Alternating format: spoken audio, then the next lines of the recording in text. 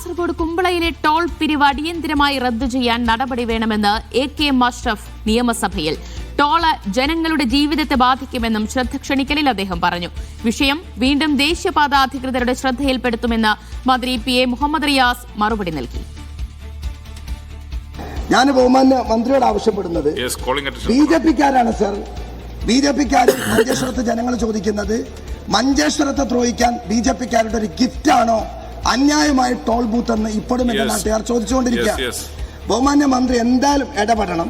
ഒരു കാരണവശാലും അന്യായമായി ഇന്ത്യയുടെ ഗതാഗത മന്ത്രി 60 കിലോമീറ്റർ ടോൾ ബൂത്ത് എന്ന് പറഞ്ഞ അദ്ദേഹത്തിന്റെ ആ ഒരു വാക്കിന് വിപരീതമായി ഈ താൽക്കാലിക ടോൾ നിർമ്മിക്കാൻ അതിന് അനുമതി കൊടുക്കരുത്.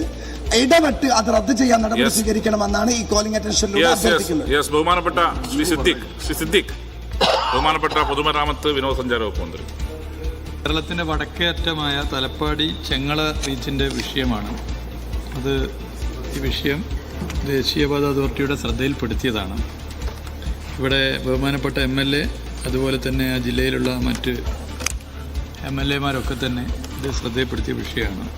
ആ നിലയിൽ ഒരിക്കൽ കൂടി ദേശീയപാത അതോറിറ്റിയുടെ ശ്രദ്ധയിൽ വിഷയം പെടുത്താവുന്നതാണ്.